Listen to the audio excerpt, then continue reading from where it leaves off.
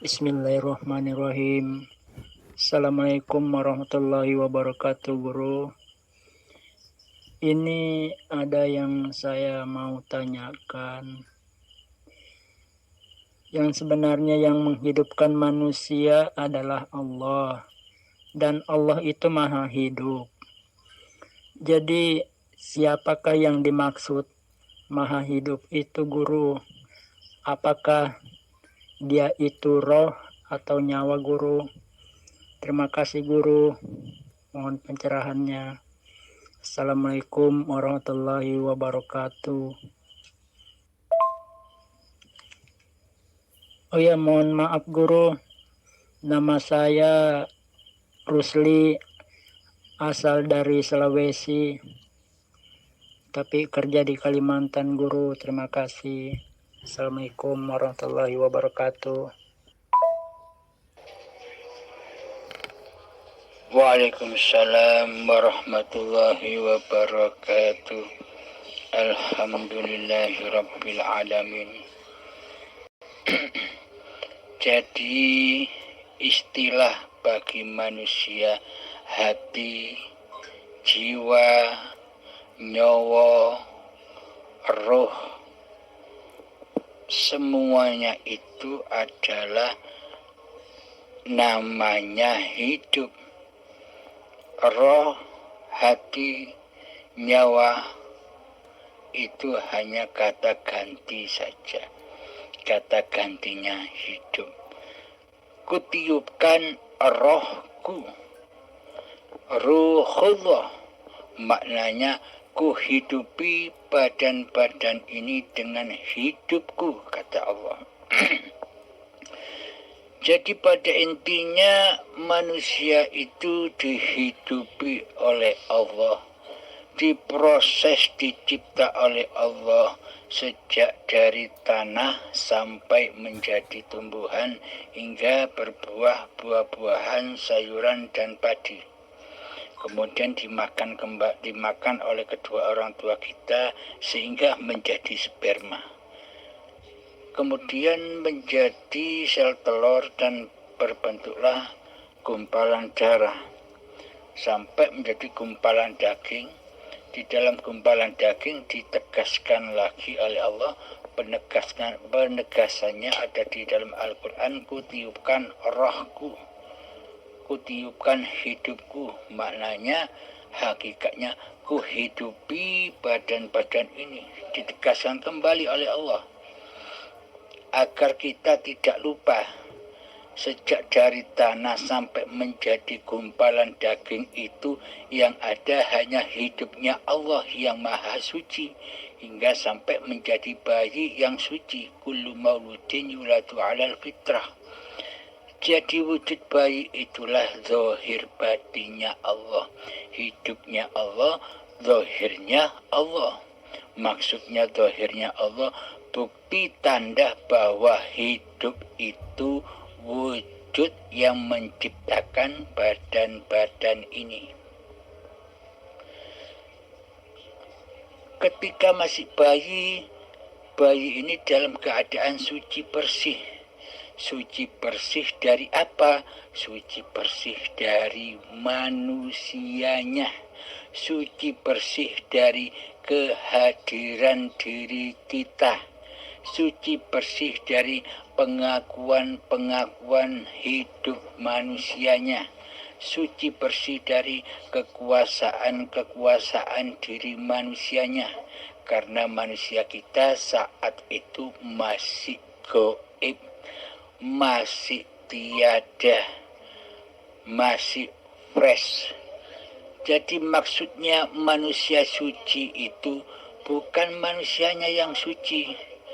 Manusia yang suci itu adalah manusia yang sudah mensucikan Allah di dalam hatinya.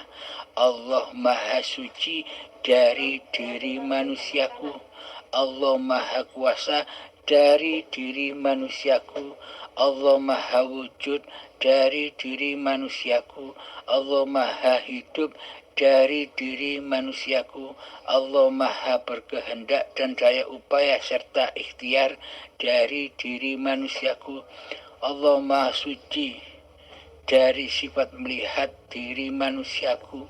Allah maha suci dari sifat mendengar diri manusiaku. Allah maha suci dari sifat kalam-kalamnya diri manusiaku. Jadi sucikanlah hidup ini. Allah inilah yang disebut manusia yang suci, manusia yang tidak mengaku-akui kesucian Tuhannya di hatinya. Inilah yang dimaksud manusia suci. Seperti Kanjeng Nabi Muhammad, kenapa disebut manusia yang suci, insan kamil? Karena Kanjeng Nabi Muhammad di hatinya selalu mentauhidkan Allah daripada mentauhidkan hawa nafsunya. Para nabi dan para rasul itu kenapa disebut manusia yang suci? Para wali-wali Allah itu disebut manusia suci karena manusia sudah mensucikan Allah di dalam hatinya. Jadi hati ini sudah menjadi singgah sananya yang maha suci, bukan singgah sananya manusianya, bukan singgah sananya iblis dan setan yang bersekutu dengan hawa nafsu kita sendiri selama ini. Alhamdulillahirrabbilalamin. Semoga bisa dipahami yang dimaksud manusia suci ini. Yang dimaksud manusia suci, anggapan orang-orang syariat, anggapan orang-orang umum dikira manusianya yang suci, dikira manusianya yang wali, dikira manusianya yang nabi, dikira manusianya yang rasul. Padahal julukan-julukan semua itu nisbatnya adalah yang maha suci. Ketika di dalam hati kita sudah mensucikan hanya Allah yang hidup, hanya Allah yang kuasa, hanya Allah yang berkehendak, hanya Allah yang melihat, mendengar dan berkalam-kalam. Itulah yang disebut manusia yang suci. Ketika manusia sudah kembali ke alam keabadiannya. Kemana alam keabadian manusia? Yakni ketiadaan, kegoiban, kematian. Yang hidup hanya Allah. Alhamdulillahirrabbilalamin. Sekarang kita mengkaji kata maha bagi Allah. Allah maha wujud, Allah maha hidup, Allah maha berilmu, Allah maha berkehendak, Allah maha berkuasa, Allah maha kuat, Allah maha kasih sayang, Allah maha menjaga, Allah maha mencukupi, Allah maha melihat, Allah maha mendengar, Allah maha berkalam.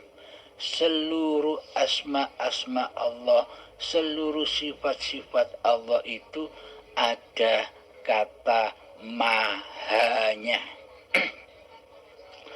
Apa rahasia di balik kata maha itu?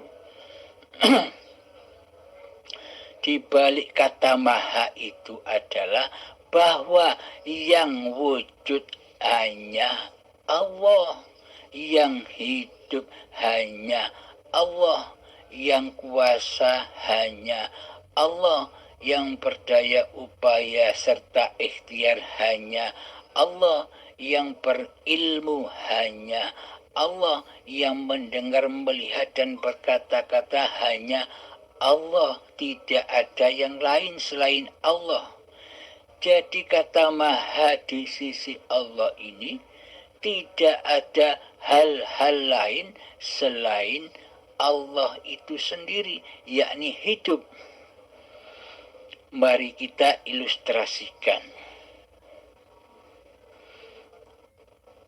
Jadi adanya rasa kasih sayang kita terhadap manusia yang lain yang lebih membutuhkan uluran tangan kita.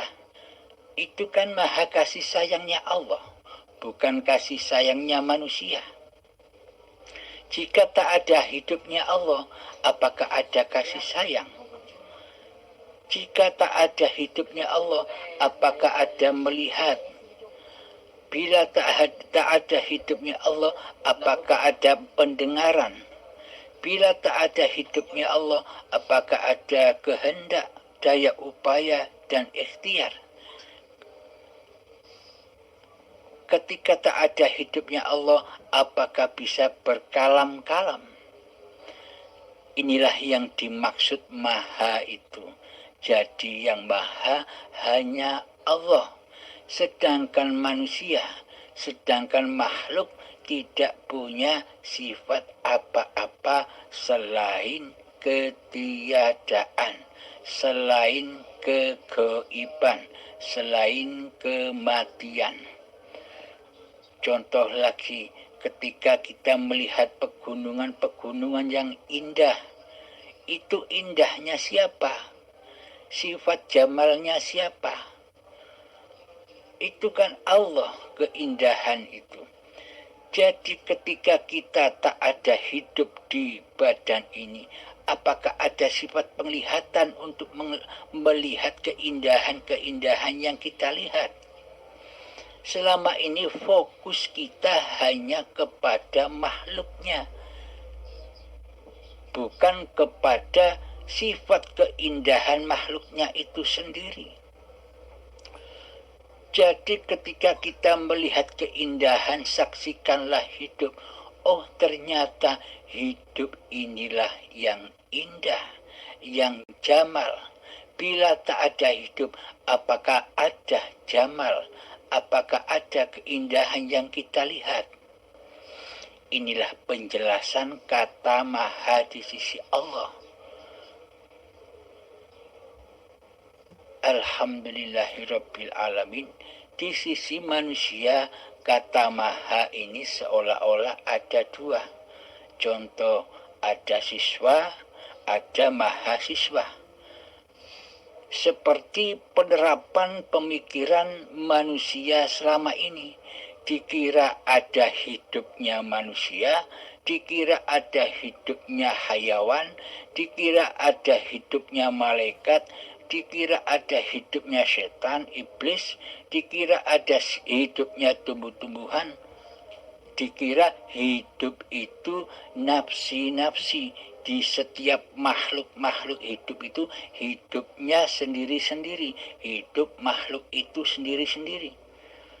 Pemahaman kita selama ini seperti itu, sehingga kita buta akan yang maha hidup. Kita buta akan hayatullah, karena pemahaman inilah yang membutakan kita sendiri. Seolah-olah kitalah yang hidup, seolah-olah kita menduduki seluruh sifat-sifatnya Allah.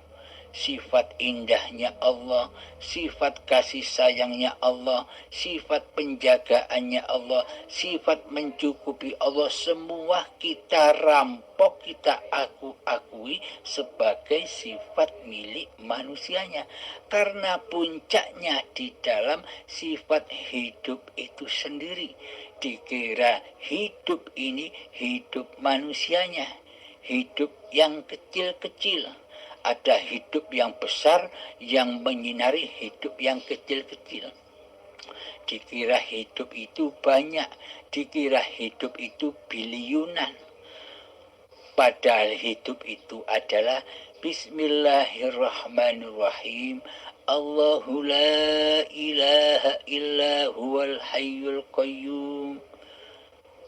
Allah, dialah, tiada Tuhan yang berhak disembah, tiada Tuhan yang berhak diabdi, kecuali dialah yang hidup kekal, lagi terus menerus menghidupi seluruh ciptaan-ciptaannya. Jadi hidup itu satu, hidup itu ahad, hidup itu esa, bersendirian, qiyamuhu binafsihi, berdiri dengan zatnya sendiri.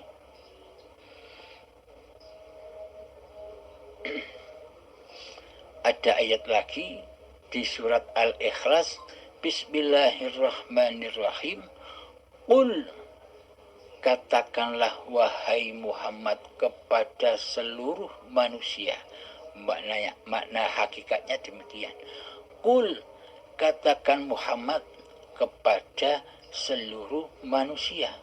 Huwa, dia itu maksudnya hidup. Huwa, hidup itu Allah, yang kul huwa wallahu. Katakanlah Muhammad kepada seluruh manusia bahwa hidup itulah yang bernama Allah. Kul huwallahu ahad. Jadi hidup itu ahad, hidup itu esa. Jadi tak ada hidup kecuali hidupnya Allah. Inilah yang dimaksud maha di sisi Allah.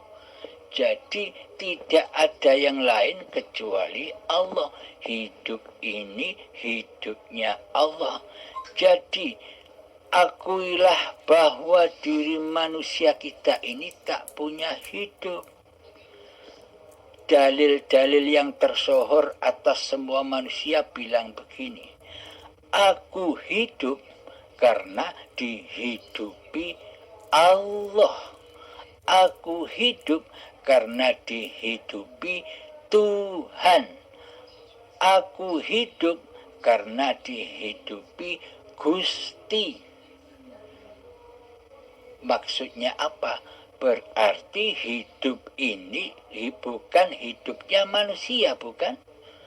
Berarti hidup inilah Tuhan.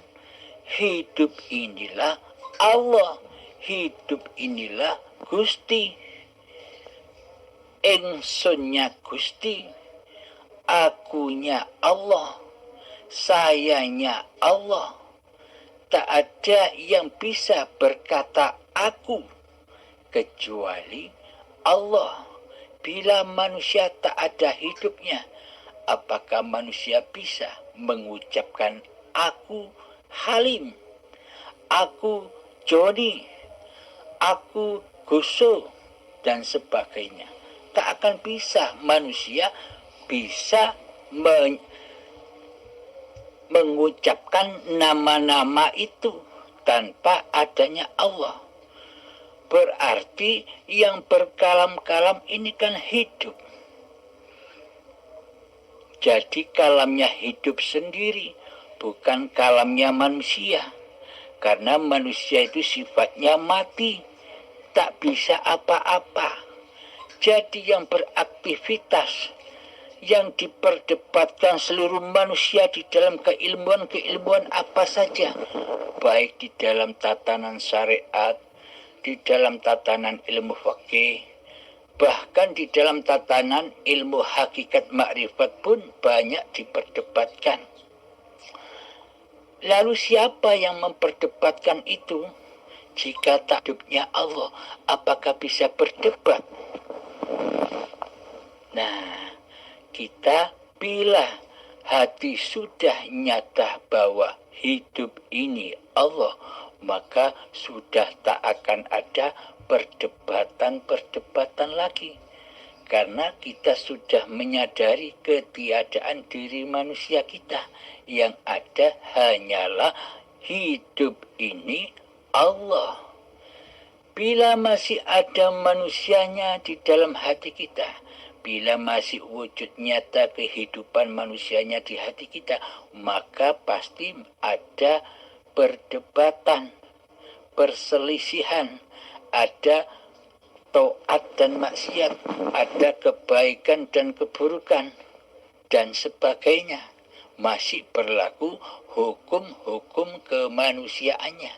Karena yang wujud menjadi Tuhan, karena yang wujud menjadi Allah diakui sebagai hidup manusianya. Maka ramailah dunia ini dengan pagelarannya Allah sendiri. Tergantung dari sudut mana kita melihat. Bila dari sudut pandang Allahnya, maka yang meramaikan alam semesta ini tak lain dan tak bukan ya Allah sendiri, hidup itu sendiri. Ilustrasinya begini, ketika tak ada hidup di badan kita ini, apakah kita bisa menyaksikan hiruk pikuknya dunia, perdebatan dunia, persaingan mencari dunia? Kan kita tidak pernah bisa menyaksikan bila tak ada hidup di hati kita, tak ada hidup di badan kita. Maka dari itu, yang menyaksikan dan yang disaksikan esa, satu. Jadi Allah lah sebagai penyaksi manusianya. Jadi Allah lah yang maha bersaksi bahwa tiada Tuhan selain Allah. Manusia takkan pernah bisa bersaksi karena manusianya tidak punya hidup, tidak ada gaib. Apakah manusia bisa bersaksi bahwa hidup ini Allah bila bukan Allah sendiri yang menyaksikan zatnya sendiri? Maka dari itu, makna syahadat itu adalah yang menyaksikan Allah ya Allah, bukan manusianya. Bila manusianya sudah tak merasa bisa menyaksikan, ketika manusianya sudah fitrah ke alam keabadiannya, yakni ke alam ketiadaannya, ke alam kegoibannya, ke alam kematiannya, maka muncullah di hati innani anallah, sesungguhnya aku ini Allah, la ilaha illa ana, tiada Tuhan selain aku. Inilah penyaksian, inilah pengakuan hidup, inilah pengakuan Allah sendiri ketika kemanusiaannya sudah hancur lebur, ketika kemanusiaannya sudah kiamat, ketika kemanusiaannya sudah malam, ketika manusianya sudah gelap di hati ini, ketika manusianya sudah tidak menjadi penguasa dan raja di singgasananya hati ini, maka nyatalah Allah lah yang berdiri atas zatnya sendiri. Alhamdulillahirabbil alamin. Jadi pahami lagi, terapkan dalam hati kita bahwa yang bisa menyaksikan Allah itu ya Allah. Berarti yang bisa menyaksikan hidup ini ya Allah. Jadi manusianya tidak bisa menyaksikan lagi karena manusianya sudah fitrah kembali ke alam keabadiannya, yakni ketiadaannya, keadamannya. Inilah yang dimaksud bersaksi, yang nyakseni Allah ya Allah dewe. Paham? Semoga kita semua difahamkan oleh Allah Ta'ala. Semoga kita semua diridhoi oleh Allah Ta'ala. Ketika kita sudah memahami ini lewat video-video YouTube ini, maka berbagilah dengan saudara-saudara yang lain lewat link-link Uripe Allah. Berbagilah, jangan kepahaman Anda miliki sendiri. Jika kepahaman tentang Allah Anda miliki sendiri, tidak Anda sebarkan, tidak Anda sampaikan kepada saudara-saudara kita yang lain, Anda tak akan pernah paham Allah. Camkan kata-kata saya. Anda tak akan bisa pernah paham Allah di hati Anda bila Anda tidak berbagi kepada seluruh manusia, karena Tuhannya seluruh manusia itu Allah.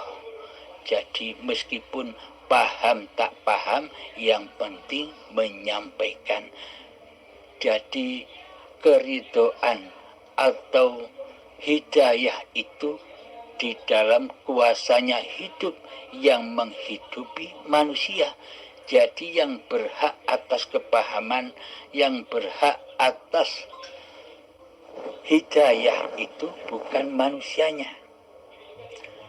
Yang berhak atas hidayah dan syafaat itu ya Allah sendiri. Jadi amanah-amanah Allah, risalah-risalah Allah yang disampaikan ini jangan berhenti pada diri Anda.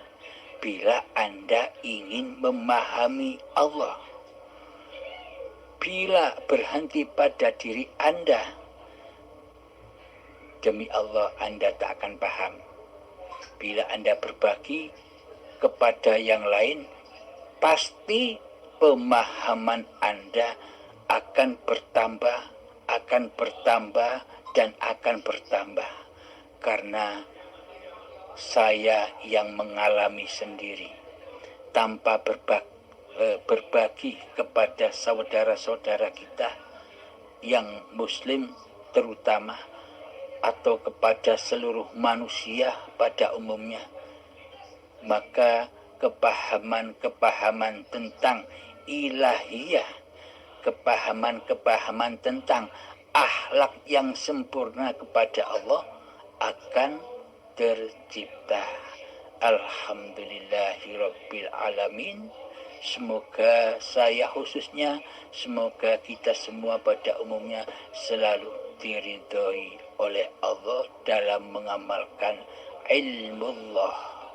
Jadi ilmu itu ilmunya Allah, jangan melihat manusianya. Pandanglah hidup yang berkuasa atas ilmu. Akhir kalam. Assalamualaikum warahmatullahi wabarakatuh.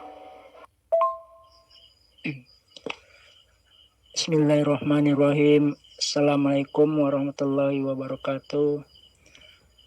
Alhamdulillahirabbil alamin. Terima kasih atas pencerahannya guru, dan aku bersyukur kepada Allah Subhanahu wa taala karena sudah memberikan aku pemahaman melalui pencerahan guru. Sekali lagi aku ucapkan terima kasih yang tak terhingga untuk guru. Assalamualaikum warahmatullahi wabarakatuh. Alhamdulillahirabbil alamin. Waalaikumsalam warahmatullahi wabarakatuh.